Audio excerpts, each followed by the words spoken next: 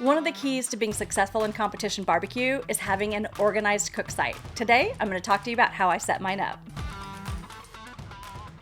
What's up, everybody? Welcome to another episode of the Barbecue Tips Podcast. I'm your host, Christie Vanover, champion pitmaster, cookbook author, the girl behind one of America's top barbecue websites, and a contestant on Food Network's Barbecue Brawl. I'm here to bring you some quick barbecue tips to help you up your barbecue game. Well, guys, last weekend was a competition weekend, KCBS comp this time, and I finished pretty well. I've been in kind of a slump, so I was really excited with how things turned out. I got second place in ribs.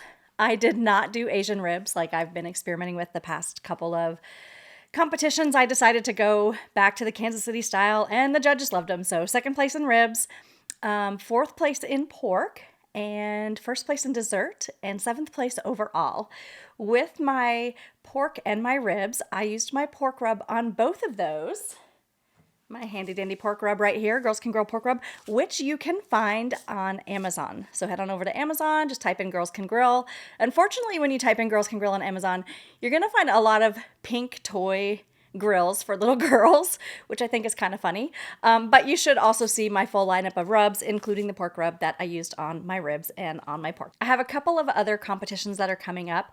I'm actually going to be going up to North Dakota, up to Shields, up to their headquarters for this big barbecue bash. I'm going to be representing Hey Grill Hey, my friend Susie Bullock. So I'm excited for that event. And then I am hosting an SCA in Vegas with BamaQ. So it's called the Roll the Dice in Vegas SCA, so State Cook-Off. We've got a double plus 3 ancillaries, great prize purse, good sponsors, great location. We have plenty of room for trailers. So if you guys like to cook the SCA, be sure to sign up for that. You can go to the State Cook-Off's website, or you can go to rollthediceinvegas.com and you can sign up on the website there.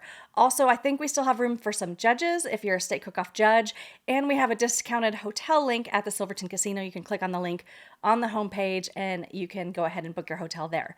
If you're not familiar with State Cook-Offs and how BamaQ and I do State Cook-Offs together, be sure to go to the homepage and watch the video. You're going to see how fun the last one was that we put on at the Palms Casino. So it's going to be just as fun. Be sure to go ahead and get signed up. Today, I am going to touch on competition barbecue a little bit more because when I was at Havasu, I had several people come up to me and tell me that they appreciate this podcast.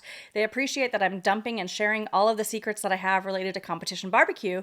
But one of the things that I haven't talked about yet is setting up your cook site. So that's what we're going to focus on today. So when it comes to setting up your cook site, I say there are two frames of mind. You can either be the frame of mind of only pack what you need, like pack light, make a list, pack everything that you need, and that's it.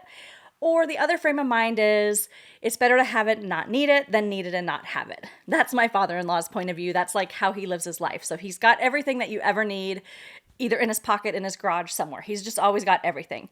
However, if you're going to a barbecue competition and you are cooking out of your truck with just a pop-up tent, packing everything, including the kitchen sink because you might need it, can be a little bit cumbersome and honestly exhausting because you're just packing it all and then you don't end up using it all and then you got to unpack it all.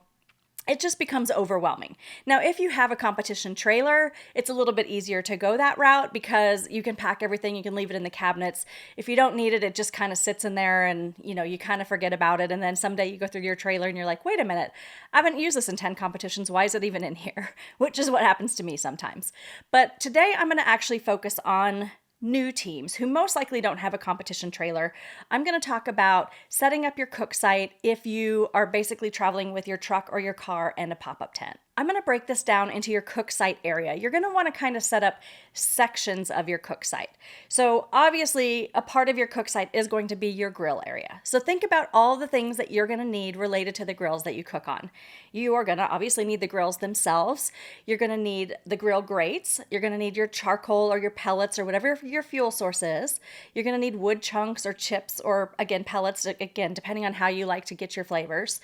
You're going to need a lighter. You're going to need fire starters. I recommend having like a metal bucket that you can put charcoal in. You're going to want a grill brush. You're going to want some heat gloves that you can grab hot grill grates with, and a fire extinguisher. Those are kind of all the main things. Oh, and by the way, look at the show notes because you don't have to write all this stuff down. I already have it for you in an easy downloadable sheet, so you can just print it out and you can get all this information. But think about, like I said, your grill setup area, and you're going to want to pack the things related to that. I don't always set up my grill space first though. When I was cooking out of a tent, I usually set up my tent space first, and then I kind of assembled the grills around that. So let's talk about what you're gonna put inside the tent. First of all, you're obviously gonna need your tent, but please, please, please also pack weights for your tent. There is nothing worse than being at a barbecue competition and seeing somebody's tent fly away and hit somebody's car or hit a person. I've seen many tents fly. Fortunately, I haven't seen any hit people, thank God. But when the wind kicks up, it can be really dangerous. So it's your responsibility as a cook to make sure that your tent is weighted down. It is kind of a hassle to bring weights. So what a lot of people do is they will actually tie them to their coolers or tie them to jugs of water, just something that's heavy. You can even tie it to your own truck wheel or your car wheel. Just kind of get some ratchet straps and tie it down to your car because your car's not going anywhere. I mean, if your car goes somewhere, we got bigger problems to worry about than just a tent flying away. You may or may not want to have walls on your tent. That's completely up to you. Some people like to kind of hide what they're doing. So if that's your style, then go ahead and pack your walls to your tents as well. Now, inside your tent, I recommend setting up two primary areas. One is your cooking area, and one is kind of your cleaning and logistics area. Let's start with the logistics area. This is where you're going to need to set up your hand wash station, your dishwash station. It's a good place to store like your aluminum foil, your cooking gloves, kind of all the non-food related things. Now, when you do set up at a site, if you don't have a trailer, it is important for you to have a hand wash station because you are feeding people. You're not feeding the public, but you're feeding judges. So following proper sanitation is still really, really important. So you're going to want to get some sort of water and a thing of soap and some towels so that you can wash your hands regularly, especially when you're touching raw meat. And then you also need to set up a sanitation station for your dishes, to clean your knives, things like that. The best thing to do is get like 3 tubs, fill one with soapy water, one with just plain water, and then one with bleach water for your sanitization. That way, when you're washing your knives, you get rid of all that chicken juice or anything else that you got, and you keep everything nice and clean. And I like to do all of that on its own separate table. That way, I don't accidentally mix any of like the chemicals related to the bleach or anything with my food. It's all separate from my food. So have that one table for all of that set up somewhere. I like to pack at least 2 6-foot tables, sometimes more. And if you are taller than me, which most of you listening are, you're probably going to want to extend your table so it's a little bit higher so it's not so hard on your back. So you can take PVC pipe and you can cut them and put like caps on the bottom and then put those over the table legs, and they work great as stilts. You can cut them to the size that you need so that it's a comfortable height for you. I do still use some, but mine are like little mini ones that are maybe like 7 inches, where most people's are like 2 feet because they want it to be really elevated. I also like to have tablecloths. I just have disposable kind of elastic ones that fit over the top. That way they're not blowing away in the wind. That helps with sanitation also. One more tip for your logistics station. Once I get everything set up, I like to actually tear off all my sheets of foil on Friday night. I go ahead and I rip the long ones for the ribs. I rip the short ones for the money muscle. I just count them out and I rip as many as I need for all of my different meats. That way, when it's time to wrap all my meats the next day, it's already all torn for me. I don't have to go looking for it. And you also realize at that point if you have enough foil for your cook. Because if you're running short, you don't want to realize that right at the time it's time to wrap it. You don't want to be running around asking somebody for foil. You want to make sure that you've got everything in place right there when you need it. And then at your cook prep area, that's where you're going to have things like your knives, your cutting boards, your spices, glazes, and all that stuff. Let's talk about spices and glazes. So if you're anything like me, you probably might be using like 10 to 15 different rubs on the 4 different meats because we like to layer the flavors. So what I like to do is get individual bins for each protein. That way I have my chicken bin and it's got my rubs in there. It's got my agave syrup in there. It has my injection mix or, anything else that I'm putting in to my chicken cook that doesn't need to be refrigerated goes in that bin. I do the same thing for ribs, for pork, and then for brisket. It makes it a lot easier so that when it's crunch time and you're like, oh my gosh, what's the seasoning that I need for my ribs? You're not having to look through all of the rubs to find them. You just go to your rib bin, you grab that, and you get going. Where you put those bins is completely up to you. What I used to do is the type of table that I had, I was able to put like a long piece of plywood underneath the table on the two legs to kind of create a shelf. And then I could put all of my bins on that. That made it super convenient. You can also put it in tubs. You can put it in like a little tool chest. Sometimes people take those, back and forth to competitions and they have like a drawer for each of their proteins. There's a lot of different ways you can do it. But again, just being organized is key to being proficient and consistent when it comes to competition barbecue. When I set up my cook site, one of the first things I do before I even park and figure out where I'm going to set up is I look at the weather. I look at what it's going to be like on Saturday. Will there be winds? And if so, what direction are they going to be coming from? Because I don't want those winds to go straight line into my grills. I want to make sure that I create some sort of a barrier so the wind isn't affecting the cook. Fortunately, I cook with Huntsakers and wind doesn't really cause that much problem for me, but it's still something that I'm cognizant of. So I will adjust the car, or I will adjust the tent, or somehow the setup to make sure that those winds aren't going to interfere with the cook. Then I go ahead and place my tent where I want it. I usually figure out where is going to be the public facing area. You don't have to interact with the public, but I like to because I like to teach people all about competition barbecue. People have so many questions and I love to engage with them and talk to them when I'm free and just give them information. And my family loves talking with everybody too. So I make sure I have a nice area that I can talk to people. Now, whatever this area is, you don't want that to be your raw food area, and you don't necessarily want that to be your cleaning dishes area, because neither of those are very appealing when people are coming up and wanting to talk to you about barbecue. So that's where a third table comes in. That's where it's nice to kind of have a public-facing table. You can have a tablecloth with your own brand name, your social media handles, etc. And that's where you can kind of interact and kind of engage with people and just talk to them about competition barbecue. Then off to the side is where I set up my other two tables. Usually they're across from each other. Sometimes I'll put them in an L shape. But go ahead and get everything set up and everything in place. I usually set up my sanitation station right towards the end because I want there to be some hot water in my hand wash station and in my dishwash station. And you're going to want to refresh that water Saturday morning as well if you were needing to use it on Friday. And then I like to set up the grill area so the grills are in place, the charcoal's loaded, the fire starters and the wood chunks and everything is right there for the first thing Saturday morning. And don't forget to set up a comfort area.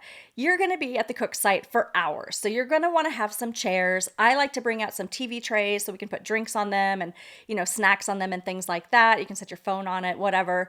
But make sure you've got that area. Now, if you're going to be sleeping on site, obviously you can either sleep in your car or you can sleep in your tent. Sometimes people set up two tents. One is their kind of comfort area and sleep area, and one is their cook area. If you are going to be sleeping in your cook tent, that's a little bit more complicated because there's not a ton of room in there, especially if you're trying to do 3 tables. So if you do plan to sleep in your tent, maybe limit it to 2 tables just so that you've got a little bit of room for yourself. If you are going to sleep on site, consider checking out some gravity chairs. You can sit up in them normal, but when you want to sleep, they totally recline, legs out, body out, just as flat as you can be. So it's as comfortable as you can get in the outdoors. You're also, of course, going to need to have your meat. Otherwise it's not a barbecue competition, right? So you're going to need some kind of a cooler to keep your meat cool.